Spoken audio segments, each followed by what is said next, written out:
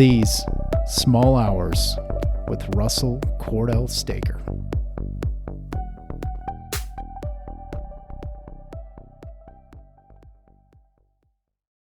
Happy spring, my friends.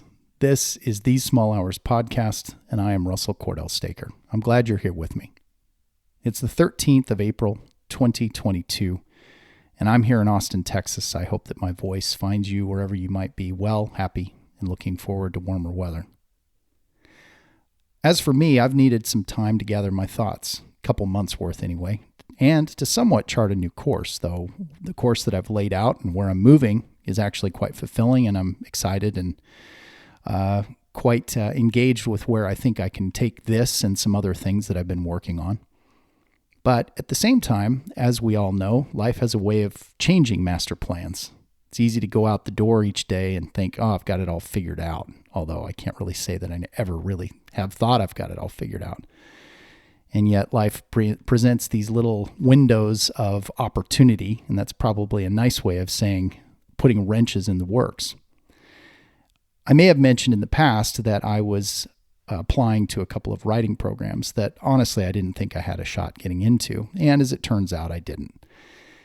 The interesting thing about that scenario and the experience of applying to a couple of programs that were very prestigious was that for a brief moment, I thought that maybe I might actually have had something that would have rung or resonated true enough for those programs to find compelling and to say, you know what, this guy might be worth the time and effort to bring him on.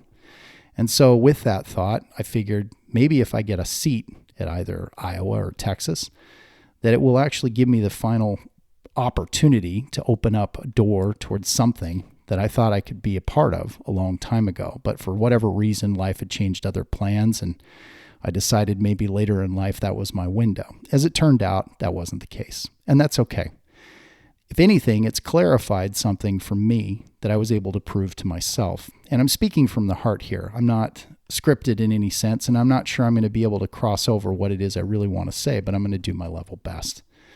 The effort of applying to those programs was really something that was important to me because I felt that I had done something in the form of writing and in the form of perspective as a aspiring writer who had written a small little book, but it was something that had expressed something from his heart that maybe it actually had the ability through its language to present me into a broader stream of other writers from which I could have expanded and grown and learned. But this is the beautiful part of being told no, is that I know who I am anyway, and that to go to those programs was really not necessary to begin with. And quite frankly, in a way, I'm grateful that I wasn't able to go because I'm sure there are others that are more deserving and belong to be there. This isn't to express any kind of sadness or remorse or any kind of frustration on that part. I'm using this simply as an entry point to a process that led over a period of years through serendipity and through my own writing of discovery to realize that I do in fact have a voice and that I'm doing something about it. And really in the end, applying to Iowa and to Texas was just my way of saying, I think I have enough to say I've arrived. And that's really what this is about and what I want to talk about tonight. Tonight's little episode, if you will, is really entitled Some Thoughts and a Prelude to Whitman. So I'm going to break this down very briefly. This will be short tonight, and I want to walk through some of the thinking that takes into depth what I've just given you a little taste of right now. I was thinking back the other day to one of my favorite films that came out in 1986 starring Gene Hackman as the basketball coach Norman Dale. The film is called Hoosiers. And I'm not going to get into all the details of it. I'm sure many of you listening have seen the film. If you haven't, take some time and watch it. It's a wonderful story. I did live in Indiana for about 7 years of my life, about 20 years ago. And I got to really experience Indiana in the true form. And knowing the film the way I did from my boyhood and then later in life getting the opportunity to live in Indiana, the country, the heartland was just as beautiful and just as imaginative as I'd always felt that it was in the film. For me, the best part of the entire film is the very beginning. It's an entry point in film that's perfect for the big screen. And I remember sitting in a theater watching it. I don't know that it was the first time that I saw it, but I do remember seeing it at least 2 or 3 times in the theater before it eventually went off into VHS and then eventually DVD. And obviously now it's all digitally recorded. But it got me thinking about this concept of arriving at the inception of now. The very opening sequence it's beautiful. It's the beginning of a day. The sun is rising. And in the background, an old automobile is driving up the road. Could be a Packard, maybe I don't know what kind of car it is, maybe an old Oldsmobile. But in the car, the basketball coach, Gene Hackman, Norman Dale, is driving forward. And as the sun is coming up, this beautiful music starts to fill the screen or fill the environment of the imagery of Indiana in the fall of the year. The music's done by Jerry Goldsmith, and he was actually nominated for an Academy Award. I'm not sure if he won it, but he certainly should have. It's a beautiful soundtrack. It's a man alone in a car at the break of day, going across the heartland of rural Indiana countryside. What I really noted and what stands out to me now, and I noticed even as a boy of 12 when it came out, maybe I was 13, something along those lines, was this image of a man holding a hot cup of coffee as he's driving through this heartland with this clear sight.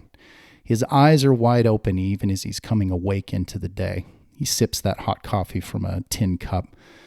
There's a tangible comfort in that single effort in sipping that, and I can imagine the taste of that hot, wonderful beverage, something that I live for each and every morning that is startling, and it wakes you up, but it's also a deep, deep comfort. And I can see it on the face of Gene Hackman. But what's interesting to me now as I've gotten older is that I embody a lot of what I saw as a boy in that image of the actor, portraying that basketball coach as he's driving forward into something that he's heading towards, that he certainly is aware of. He's going to go be the head basketball coach for Hickory High School in Indiana. But it's a sense also of what he's left behind, what he brings with him, the depth, the range, and the vision. The reflections of a man who is somewhat resigned to a somewhat diminished hope of what might lie ahead, and yet he surges forward. He's older now, and yet he's fully aware of it, just as I am. The thought came to me very clearly about that film, and I started to watch it again and again just over the last week. I wanted to see that opening sequence, and I wasn't sure why. It just was something in the back of my mind, and I thought, you know what, I want to watch that again. And what I kept noticing was the splendor of the bright fall of that year. It's a time of transition, a renewed calibration as he moves forward. And it's something that rung true in my heart because where he was the inception of now. What he brought with him allowed him to be in that moment as he moved forward more fully than probably he had ever felt in his life, even in a diminished state. That maybe he wasn't in the now that he thought he was going to be when he was younger, but he was in the now, the right now, which was the correct now for the exact man that he had become. It got me thinking more fully about what's the idea of the past, of a personal past. And as I really think about it, and I'm sure you'll agree, if you really look at your life, regardless of how far along in the course of your life you are, there is a sense of a collection, almost like a jar of marbles that you carry with you. The older you get, you add another marble, it has a different color, different texture, different shape, I guess. I mean, they're all round, but some are more round than others, right? Or better yet, they're not marbles, but they're like pieces of fabric, cut at different angles, woven from different textures, different textiles, I guess. Something that is very, I don't even know if the word is multifarious. I'm probably thinking of a word I just made up, but something that's varied and something that isn't always matchy-matchy, that what you carry, whether it's in a jar or it's a satchel, but this amalgamation of memories, these experiences, these titles that we carry, these moments of achievement, moments of rejection, all of those things color us into the inception of now. The difference between the kind of now that I'm talking about and maybe the nows that we've had in the past that we say, I'm here now, where am I going tomorrow, is that I think at some point all of us reach a moment of praxis, something where everything comes together and maybe everything that we've gathered really is that one element, or not one element, but all of the experiences that we have create that one moment. that is purest, and that we can see ourselves wholly without the affection of identifying with any one experience, that we're a collection of all of those. And I know this is deep, and I'm not trying to be overly expressive in something that it's hard to describe, but I hope you're sticking with me because it's something that I've been feeling very deeply about myself in the identification of who I am now, as opposed to what I thought I was in all the previous sequences that have led me to now. In most recent of my history, I've done all sorts of random jobs since I stepped out of a corporate career track that had all of the benefits and the creature comforts and the advantages that come with that, as well as the security. It's been a really interesting road, and it's been a tough road, but it has also been the right road for me. And though I would not advocate my path to anyone else, I can't explain it, but I've had to take the road that I've taken because it's prepared me for the inception of now and the direction that I'm going. But even as I've had to level set and redirect even my own sense of what I thought the now was going to be, I'm recognizing that my moment into almost like a hickory as a basketball coach, if I'm going to draw a metaphor here, that I'm not a basketball coach, but somebody who had a former, more glorious, more advantageous experience on the court of life. But yet I come with a skill set and a tool and a trade that I can carry forward, much like Norman Dale / Gene Hackman did as he moved forward toward a very small scale environment that he ended up giving his all to, and that changed the way that town perceived. I'd like to think that I'm in that moment as well. And in the end, don't we all? That maybe where we find ourselves today, even if it's a state of diminishment, a state of insecurity, a state of worry, maybe an uncertainty, certainly in the world that we live in today, not really understanding the winds of change and the currents that we find ourselves in, that maybe we've prepared ourselves enough to realize that we are the man or the woman for this moment. And so it got me thinking about the inception of now. My most recent job that I've been doing as a side hustle, in addition to other things that I'm trying to cobble together, is I've been working at a brewery up in Driftwood, Texas. And it's a beautiful experience. I really love the people I work with. They're good people, and I really enjoy the beer that they make. And I'm learning a lot. And one of the great things about working up in Driftwood is that I'm in the purest part of hill country in Texas. It's absolutely gorgeous. This particular brewery is called Vista Brewing, and it's in Driftwood, and it's on a 21-acre spread of land that is it's magnificent. It's a little piece of heaven. And sometimes before I work my shifts, if I have enough time, I'll meander out into the fields of this 21-acre ranch, if you will. There's a little apiary at the far corner, and there's a farm, and there's this open land area, and it's just gorgeous. There's all these beautiful trees, and of course there's a brew house, and they make wonderful food. But sometimes I'll go out into the distance and just sit alone, and maybe if I have a few minutes, I'll read to myself. And just this last week, I went out there with my backpack. I had about 15 minutes before it was time to start work. And I was carrying with me Walt Whitman's Leaves of Grass. And I thought, well, I'll take about 10 minutes here and I'll do a little reading. But before I started on this particular thing, and I've been reading the original 1855 edition of Walt Whitman's Leaves of Grass, I asked myself out loud, after what I've just described previously at the very beginning of this podcast, as I kind of put an end to this dream I'd had about maybe potentially being able to matriculate up and through Iowa or Texas as a writer of some renown, or at least potential anyway. And I realized that dream really is over, and it's okay. I've moved on from it, but I also have to recalibrate what it means for me to be the kind of writer I'm probably going to be, and recognizing where my place might or might not be in this world. I asked out loud before I opened Whitman, what now? And I didn't have an answer. Any answer these days really is often, and quite honestly, harder to come by. But whether this was some kind of spiritual connection or not, and I do share a birthday with Walt Whitman, not in the same year, but we're both born on May 31, I went to the old bearded man himself, and I asked that question, what now? And when I opened the page, to page 22 of this particular book, and started to read, quite literally, this is what I read. Have you practiced so long to learn to read? There was never any more inception than there is now, nor any more youth or age than there is now, and will never be any more perfection than there is now, nor any more heaven or hell than there is now. urge and urge and urge. Always the procreant urge of the world. Out of the dimness, opposite equals advance, always substance and increase. Always a knit of identity. Always distinction. Always a breed of life. I read Whitman's words just as I did now out loud to myself, which I often do. The wind was blowing. It was a really blustery day, and it was quite loud out there. And I remember thinking, my voice had a way of cutting through that wind, and it wasn't my voice anymore. Of course, it was Whitman's, but I was putting my voice to his. And I'm not trying to be overly poetic in saying this, but there is a truth to the power and the resonance of language when it connects.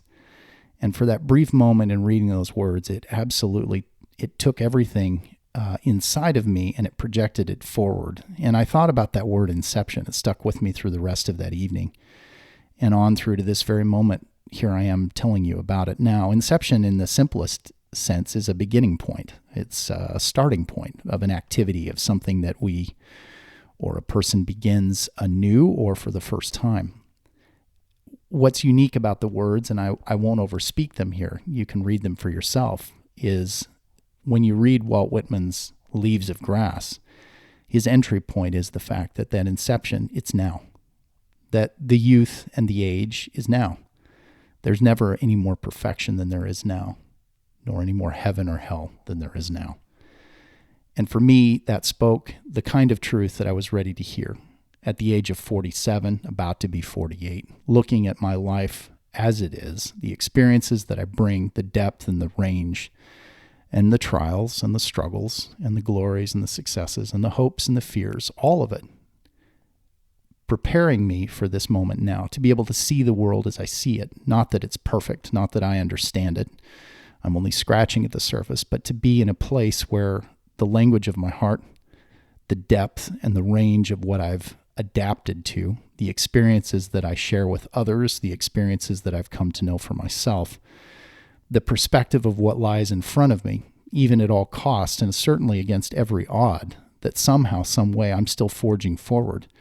And that a man who had written those words all the way back in 1855, possibly even earlier, before, of course, it was published in 1855, was speaking to me in that moment. And that was the whole essence, and is the whole essence, of Walt Whitman's Leaves of Grass. It is an eternal voice, and one that he tapped into because it is his voice, but it's one that reaches across the universe of time. And it got me thinking more about what it really means to be Russell Cordell Staker and a writer. It doesn't matter whether or not the world accepts me into their teepee. It doesn't matter what tribe I'm a part of. It shouldn't matter for any of us. What matters is that we are here now. That what we bring, that who we are, is the very gift, the very fire that lights the stars. I don't know what my future holds, but one thing I know more now than I've ever known is that I really am exactly who I say I am. And I have a voice, and I have the means to create and to see and to perceive and to put language to that perception. And that my inception, though this really isn't a starting point, it's a renewal point. And now I can take a broader and a deeper and a truer and a purer angle to everything that I bring. And I'm going to share that with you.